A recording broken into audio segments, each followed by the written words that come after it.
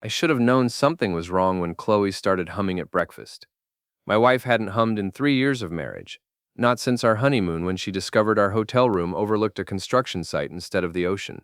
But there she was, buttering toast and humming some pop song, while scrolling through her phone with that secretive smile I'd grown to hate. "Big day tomorrow," I said, watching her over my coffee.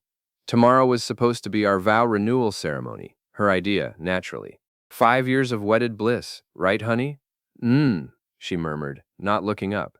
Her manicured fingers danced across the screen. "Rick says the venue looks perfect. All the flowers arrived this morning."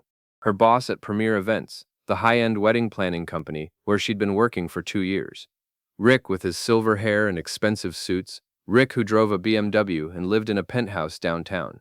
Rick who had somehow become the third person in our marriage without me noticing until it was too late. Wardy zing. "I'm Evan Mitchell, 35 years old, and I fix things for a living. Bridges, specifically. I'm a structural engineer for the city. I analyze stress points, calculate load-bearing capacities, and figure out why things fall down. It's honest work, blue-collar work, even if it requires a college degree." But apparently, it wasn't impressive enough for my wife anymore. "You know what's funny?" I said, setting down my mug. "I ran into your friend Tina yesterday at the grocery store. She seemed nervous when she saw me, kept fidgeting with her wedding ring." Chloe's humming stopped for just a second. "Tina's always nervous. You know how she is. She mentioned something about your bachelorette party last weekend. Said you girls really cut loose." I kept my voice casual, conversational. "Funny thing is, you told me it was just dinner and a movie." "It was." Her voice had that edge now, the one that meant I was treading on dangerous ground. "We had a few drinks after. No big deal." No big deal. Right. That's what she'd said when I found the credit card charges for expensive lingerie I'd never seen her wear. No big deal when she started working late 3 nights a week. No big deal when she stopped kissing me goodbye in the mornings. But I'd learned something important about stress analysis over the years. Sometimes the smallest crack can bring down the whole structure. You just have to know where to look. After Chloe left for work, I made a phone call to Danny Reeves, a guy I knew from my Army days who now ran a private investigation service. Danny specialized in what he called domestic verification services, a fancy way of saying he caught cheating spouses. "I need a favor," I told him when he picked up.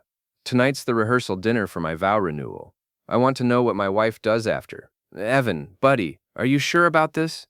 Sometimes it's better not to know. I'm an engineer, Danny. I need data before I make decisions." 2 hours later, Danny called back. "I've got a guy who can work the catering staff tonight. Professional-grade equipment, completely legal. If something's happening, we'll get it on video." The rehearsal dinner was held at the Grandview Hotel downtown, the same place where we'd had our original wedding reception. Chloe had insisted on recreating everything exactly, down to the same flowers and the same menu. She looked beautiful in her blue dress, the one that brought out her eyes. For a moment, watching her laugh with our friends and family, I almost convinced myself I was wrong about everything. Then I saw Rick arrive. He wasn't supposed to be there. This was family and close friends only, maybe 30 people total. But there he was, tall and confident in his tailored suit, greeting Chloe with a kiss on the cheek that lasted just a little too long. "Evan!" Rick approached me with that politician's smile of his. "Congratulations, man. 5 years, that's really something these days." "Thanks." I shook his hand, noting how soft it was compared to mine. "I didn't realize you'd be joining us tonight," Chloe insisted. She said I was practically family after all the work we've done together. His eyes found hers across the room. "She's really something special, your wife. You're a lucky man." I know exactly how lucky I am. The dinner proceeded normally enough. Chloe's father gave a speech about the importance of commitment. My sister Sarah talked about how happy she was to see us renewing our vows. Everyone raised their glasses and toasted to 5 more years. I smiled and played my part, but I was watching how Chloe's phone buzzed constantly throughout dinner, watching how she excused herself to the bathroom 3 times, watching how Rick left exactly 5 minutes after her each time. After the dinner ended, I hugged Chloe goodbye in the hotel lobby. "I'll see you at the altar tomorrow," I said, kissing her forehead. "I love you." "Love you too." But she was already looking past me, toward Rick who was waiting by the elevators. I drove home alone and waited. At 11:47 p.m., my phone buzzed with a text from Danny's guy. "Package delivered. Check your email." The video file was crystal clear. High-definition footage of my wife in Rick's hotel room, doing things she hadn't done with me in over a year. The timestamp showed it was recorded less than 12 hours before our vow renewal ceremony. I poured myself 3 fingers of bourbon and watched it twice. Then I copied the file to a USB drive and started planning. Some people might have cried, some might have gotten angry, but I'm an engineer, and engineers solve problems methodically. I had identified the stress fracture in my marriage. Now it was time to apply the right pressure to bring the whole thing down. The morning of our vow renewal dawned gray and drizzly, which seemed appropriate. I'd been up since 5 a.m., making final preparations. The video was loaded onto my laptop, connected to the hotel's AV system through a contact Danny had arranged. Everything was ready. Chloe emerged from the bedroom at 9, looking radiant in her white dress, the same one she'd worn to our original wedding, taken in slightly to accommodate the weight she'd lost during her recent fitness kick with Rick. "You're up early," she said, kissing my cheek. Her lips felt cold. "Couldn't sleep. Excited about today." I handed her a cup of coffee, made exactly the way she liked it. "Looking forward to celebrating our marriage in front of everyone who matters to us. It's going to be beautiful." She was checking her phone again. Rick texted, "Everything's set up perfectly at the venue." "I'm sure it is. He seems very thorough." We arrived at the Grandview Hotel separately. She had to coordinate with the vendors, she said. I found myself in the same ballroom where we'd had dinner the night before, now decorated with white roses and twinkling lights. About 60 people had gathered: family, friends, coworkers, even some of Rick's associates from premier events. My best man Adam was there, looking uncomfortable in his rented tux. We'd been friends since college, worked at the same engineering firm. He'd been acting strange lately, avoiding my calls, making excuses not to hang out. I'd assumed it was just awkwardness about my marriage problems, but now I wondered if there was more to it. "Big day, huh?" Adam said, adjusting his tie. "You sure about this renewal thing? I mean, if things aren't perfect, things are exactly as they should be," I replied. "Trust me on that." The ceremony was scheduled for 2 p.m., followed by cocktails and dinner. At 1:45, I approached the hotel's AV technician, actually Danny's guy in disguise. "Everything ready?" I asked quietly. "Just give me the signal. The file will play on all the screens in the room, plus the sound system. No way to stop it once it starts." Chloe looked stunning as she walked down the aisle to meet me at the altar. Her smile was perfect, her dress immaculate. Our families beamed from the front rows. Rick stood in the back, filming with his phone. The officiant began the ceremony with the same words he'd used 5 years ago. We exchanged the same vows, promised the same eternal devotion. When he asked if anyone had any reason why we shouldn't renew our commitment, the room was silent. "In that case," I said, stepping away from Chloe, "I'd like to share something special with everyone. A little video montage I put together about our marriage." Chloe's smile faltered slightly.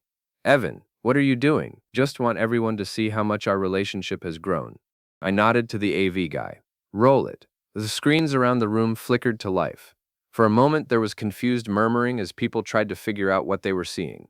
Then the audio kicked in, and Chloe's voice filled the room, breathy and urgent, calling out Rick's name. The silence that followed was deafening. 60 people staring at high-definition footage of my wife and her boss in various compromising positions, timestamp clearly visible, 11:52 p.m., less than 15 hours ago. Chloe's face went white, then red. "Evan, stop this. Turn it off." But there was no stopping it. The video ran for exactly 3 minutes and 47 seconds. I'd timed it carefully. Long enough to leave no doubt about what was happening. Short enough to avoid being gratuitously cruel. When it ended, the room erupted. "What the hell is this?" Chloe's father was on his feet, his face purple with rage. "This is transparency," I said calmly, removing my microphone. "I believe in honest communication in marriage." Rick had disappeared, slipped out the back exit the moment he realized what was happening. Smart man. Chloe's mother was crying. My sister Sarah looked shocked but not entirely surprised. Adam was staring at his shoes like they held the secrets of the universe. "You bastard!" Chloe lunged at me, but her father caught her arm. "How could you do this to me?" "I didn't do anything to you, Chloe. You did this to yourself." I looked around the room at the faces of our friends and family. I just thought everyone should know what they were celebrating. The hotel security arrived within minutes. Someone had called them when the shouting started. They escorted several people out, including Chloe's hysterical cousin, who kept screaming about lawsuits. The officiant packed up his equipment without a word. Chloe's father approached me as the room emptied. "This is how you handle your marital problems? By humiliating my daughter in public?" Your daughter humiliated herself. I just provided the documentation. Don't expect any more financial help from our family, he said coldly. You've made your choice. I never wanted your money anyway. As the last guests filed out, I found myself alone with Chloe in the empty ballroom. She sat in a chair at the head table, still in her wedding dress, mascara streaked down her cheeks. Why? She whispered. Why like this? Because this is what you chose, I said. You chose to lie to me for months. You chose to sleep with your boss 12 hours before our vow renewal. You chose to make a fool of me in front of everyone who matters to us. It wasn't supposed to happen. It just did. Nothing just happens, Chloe. People make choices. You made yours, and now I've made mine. I left her there and walked out of the hotel into the gray afternoon. My phone was already buzzing with calls and texts. Some supportive, some angry, most just curious. The video would be all over social media within hours. Chloe's reputation in our social circle was finished. But I wasn't done yet. Not even close. The next morning, I woke up in my sister Sarah's guest room. I'd spent the night there after Chloe changed the locks on our apartment. Not that I'd expected anything different. My phone showed 43 missed calls and over 100 text messages. Word travels fast in a city like Boston, especially when it involves public humiliation and infidelity. You've really done it now, Sarah said, handing me coffee. She was 2 years older than me, a nurse at Massachusetts General, and had never particularly liked Chloe. The video's everywhere. Someone posted it on Facebook, and it's been shared over 300 times. Good. Let everyone see what kind of person she really is. Evan, I know you're hurt, but this seems extreme. Couldn't you have just divorced her quietly? Quiet doesn't teach lessons, Sarah. Quiet lets people think they can get away with anything. I drove to work Monday morning, expecting awkwardness. Instead, I found something unexpected: respect. My coworkers had seen the video too, and most of them seemed to think I'd handled it exactly right. Takes balls to do what you did, said Mike Torres from the surveying department. Most guys would have just rolled over and taken it. Even my boss, Jim Crawford, seemed impressed. Hell of a thing, Mitchell. Can't say I disagree with your methods, but Adam was different. He avoided eye contact during the morning meeting and disappeared at lunch. When I finally cornered him by the coffee machine, he looked like he wanted to crawl under a rock. We need to talk, I said. Look, Evan, I'm sorry about what happened. I had no idea Chloe was… Cut the crap, Adam. You knew. The question is, how long have you known? He stared into his coffee cup. A few months. I saw them together at Brennan's bar one night. I wanted to tell you, but what? But Rick said it would be better if you didn't know. Said it would just hurt you unnecessarily, Rick said. Interesting. You discussed my marriage with Rick Chambers? He approached me after he saw me at the bar. Said Chloe had told him about our friendship. He asked me not to say anything to you. I felt something cold settle in my stomach. What else did Rick ask you to do? Adam's face went pale. Nothing, just nothing. But I could see the lie in his eyes. There was more to this story, and I was going to find out what it was. That afternoon, I drove to Premier Events. The office was in a converted warehouse in the trendy part of town, all exposed brick and industrial lighting. I'd been there once before. For a company Christmas party, Chloe had insisted I attend. The receptionist recognized me immediately, probably from the video that was still circulating online. I'm sorry, Mr. Mitchell, but Mr. Chambers isn't available.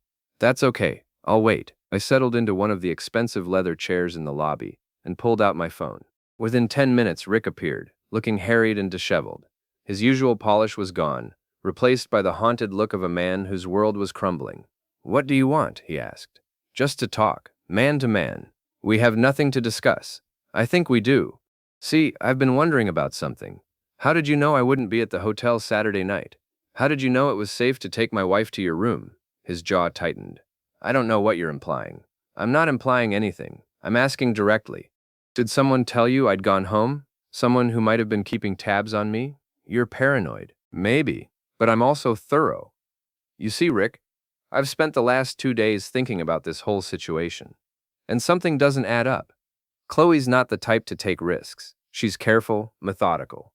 She wouldn't have gone to your room unless she was absolutely certain she wouldn't get caught. Rick said nothing, but I could see sweat beading on his forehead. So, either she's gotten very stupid in the last few months, or someone was feeding her information. Someone who knew my habits, my schedule, My routines. You need to leave. In a minute. First, I want you to know that I'm going to find out the truth. About you, about Chloe, about whoever's been helping you. And when I do, what happened at the hotel is going to look like a friendly conversation. I stood up and straightened my jacket. Have a good day, Rick. What's left of it. As I walked out, I heard him on the phone behind me, his voice urgent and worried. He was calling someone, warning them.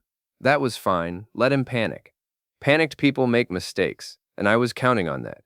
That evening, I returned to my apartment. Chloe had left, taking most of her clothes and personal items. She'd also left a note.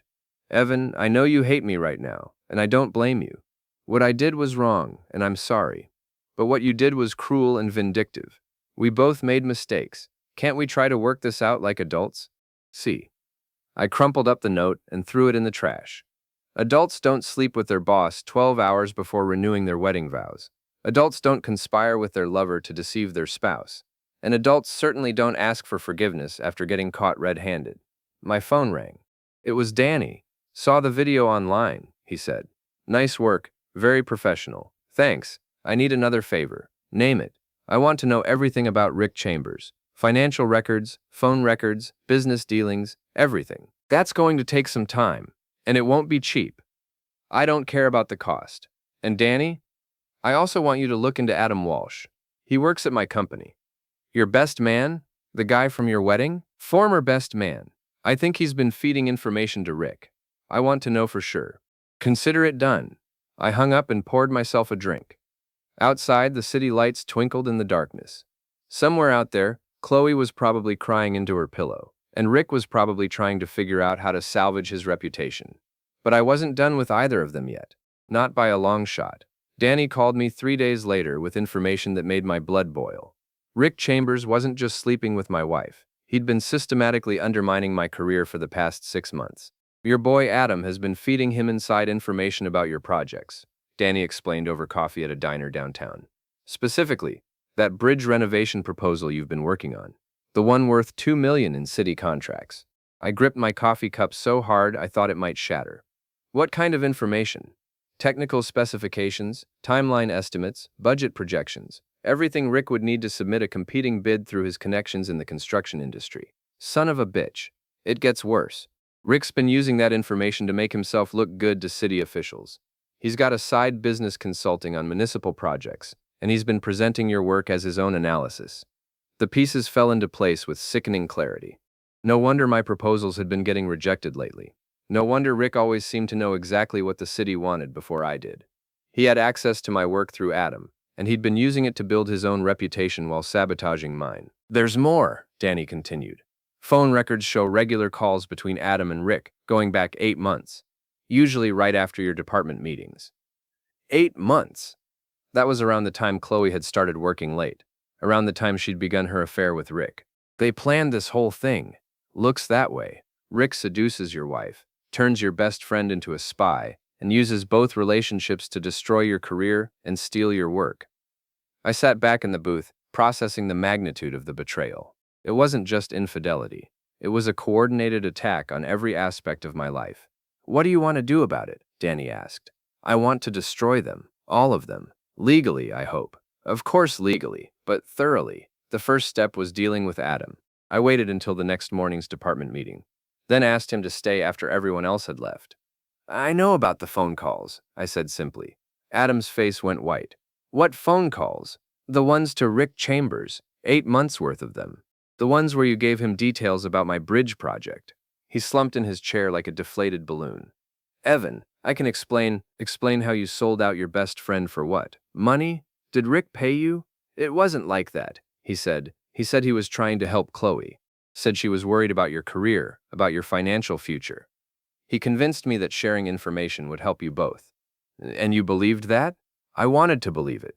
Chloe seemed so unhappy, and Rick said he could help get you better projects if he understood what you were working on. I stared at him across the conference table. We'd been friends for 12 years. We'd been each other's best men. We'd spent countless evenings drinking beer and complaining about work. You're fired, I said. You can't fire me. You're not my boss. No, but Jim Crawford is, and he's going to be very interested in hearing about your industrial espionage activities. Adam's face crumpled. Please, Evan. I've got a mortgage, car payments. Sarah's pregnant. We can't afford for me to lose this job. You should have thought about that before you betrayed me. I walked out and went straight to Jim's office. Within an hour, Adam was cleaning out his desk under security escort. Word spread quickly through the office. Nobody likes a spy, especially one who sells out his friends. Next was Rick. I couldn't get him fired. He was his own boss, but I could make his life very uncomfortable. I started with his wife. Linda Chambers was a pediatric surgeon at Boston Children's Hospital, well-respected and completely unaware of her husband's extracurricular activities. I sent her copies of the hotel video, along with a detailed timeline of Rick's affair with Chloe. Then I contacted the city's ethics board. Using Rick's consulting work to gain unfair advantage in municipal contracts was a clear conflict of interest, possibly illegal. I provided them with phone records, email evidence, and detailed documentation of how he'd used stolen information. I also reached out to Rick's other clients. Premier Events had a reputation for discretion and professionalism, qualities that don't mesh well with public sex scandals and ethics violations. Several high-profile clients canceled their contracts within days, but the most satisfying revenge came from an unexpected source: social media. The hotel video had gone viral in our local area, but it was Chloe who made it go national. In a moment of spectacular poor judgment, she posted a long Facebook rant about vindictive ex-husbands and invasion of privacy. She painted herself as the victim, claiming I'd violated her trust and humiliated her unfairly. The internet's response was swift and merciless. Comments poured in from around the country, most of them pointing out that cheating on your husband 12 hours before your vow renewal ceremony wasn't exactly a privacy issue. Someone created a meme using a screenshot from the video with the caption, "When you renew your vows, but not with your husband." Chloe's social media accounts were flooded with messages ranging from criticism to outright mockery. She deleted the original post, then her entire Facebook account, but screenshots had already been shared thousands of times. Rick tried to control the damage by issuing a statement through his lawyer, claiming the video was obtained illegally and threatening lawsuits. That backfired spectacularly when a local news station picked up the story and ran a segment about wedding renewal gone wrong. Within 2 weeks, both Rick and Chloe had become local celebrities for all the wrong reasons. Rick's consulting business collapsed, his wife filed for divorce, and his reputation in the events industry was destroyed. Chloe lost her job when Premier Events closed its doors, unable to survive the scandal. I, on the other hand, was thriving. The city awarded me the bridge renovation contract after Rick's competing bid was disqualified due to the ethics investigation.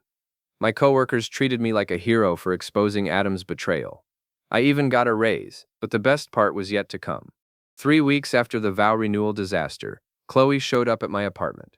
I'd moved back in after she'd been evicted for non-payment of rent. Apparently, Rick had been helping with her expenses, and that support had dried up along with his business. She looked terrible. Her hair was unwashed, her clothes wrinkled, her eyes red from crying. The confident, polished woman I'd married was gone, replaced by someone desperate and broken. "Can I come in?" she asked. "Depends. Are you wearing a wire?" "Don't be ridiculous." I let her in but left the door open. I'd learned not to trust her, even in her current state. "I need help," she said, sitting on the edge of the couch like she might bolt at any moment. "I lost my job. I can't find another one. Everyone in the industry knows what happened. I'm staying on my friend Kelly's couch, but that's temporary." "Sounds like a personal problem." "Evan, please. I know I hurt you. I know I made terrible mistakes, but we were married for 5 years. That has to count for something." I studied her face, looking for signs of genuine remorse. What I saw instead was calculation. She wasn't sorry. She was desperate. "There's a difference. What exactly are you asking for?" "Just some help getting back on my feet. Maybe you could talk to people. Tell them I'm not the person they think I am." "But you are exactly the person they think you are. You're an adulteress who betrayed her husband with her boss." Her mask slipped for a moment, revealing a flash of anger. "You didn't have to destroy my entire life over one mistake." "One mistake? Chloe, you had an affair for months. You conspired with Rick to undermine my career. You manipulated my best friend into betraying me. That's not one mistake. That's a pattern of deliberate deception." I never meant for any of this to happen. You meant for all of it to happen. You just didn't mean to get caught." She started crying then, big theatrical sobs that might have moved me once upon a time. Now they just annoyed me. "Please," she whispered. "I'll do anything. I'll sign whatever papers you want, give you whatever you need for the divorce. Just help me." "Anything," she nodded eagerly. Then I want you to call Rick, right now. Tell him you want to see him. What? Why? Because I'm not done with him yet. She stared at me like I'd lost my mind. Evan, Rick won't even take my calls anymore. His lawyer sent me a cease and desist letter, telling me to stay away from him. Then this should be interesting. I handed her my phone. Call him. Tell him you have information about me that he needs to hear. Tell him you know how to get revenge for what I did to both of you. What information? Make something up. You're good at lying. For a moment, I thought she might refuse. Then desperation won out over pride, and she dialed Rick's number. Rick? It's Chloe. No, don't hang up. I have something you need to hear. It's about Evan. I know how he got that video, and I know how to make him pay for what he did to us, tonight. My old apartment building, the one on Commonwealth. There's a storage unit in the basement because I have proof he hired someone to illegally record us. We can destroy him. She hung up and looked at me with something approaching hope. He'll be there at 9 tonight. Perfect. What are you planning? Justice. That evening, I arrived at Chloe's old building an hour early. The basement storage area was exactly as I remembered. A maze of wire cages and concrete corridors, poorly lit and rarely visited, perfect for what I had in mind. I'd spent the afternoon preparing. Danny had helped me set up recording equipment in 3 different locations, all completely legal since the storage area was common property. I'd also arranged for a few witnesses to be nearby when the time came. Chloe arrived first, looking nervous and confused. Evan, what's this really about? You'll see. Rick showed up exactly at 9, accompanied by a large man I didn't recognize, probably hired muscle, in case this was some kind of trap, which of course it was. What's this about, Chloe? Rick demanded. You said you had information about Mitchell. She lied, I said, stepping out from behind a storage unit. But then, you're both used to that by now. Rick's face darkened. What the hell is this? This is a conversation, the 3 of us, finally being honest with each other. I'm leaving. Rick turned toward the exit, but I'd positioned myself between him and the stairs. No, I don't think so. See, I've learned some interesting things about you, Rick. About your business practices, your ethics violations, your systematic theft of my work. I think it's time we discussed it. I don't know what you're talking about. Sure you do. You used Adam to spy on me, stole my project proposals, and used them to build your own consulting business, all while sleeping with my wife. Rick's hired muscle stepped forward, but I held up a hand. I wouldn't do that if I were you. This entire conversation is being recorded, and there are witnesses upstairs. Anything that happens down here will be very well documented. You're bluffing. Am I? Danny, you can come out now. Danny emerged from behind another storage unit, along with 2 other men I recognized as off-duty police officers he sometimes worked with. Everything's being recorded, Danny confirmed. Video and audio, multiple angles. Rick's face went pale. This is entrapment. This is justice. You see, Rick, you made a mistake. You thought you were smarter than everyone else, thought you could manipulate and deceive without consequences. But here's the thing about consequences. They have a way of catching up with you. I pulled out a folder and handed it to him.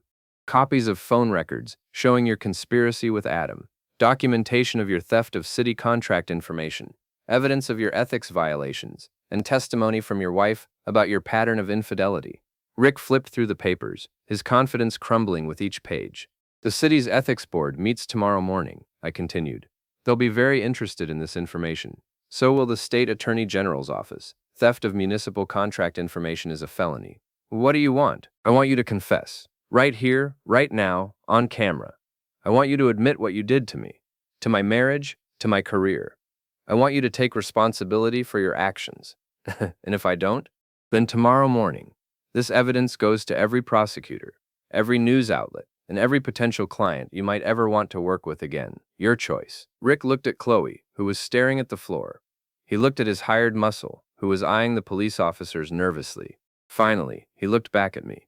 You son of a bitch. Is that a confession or an insult?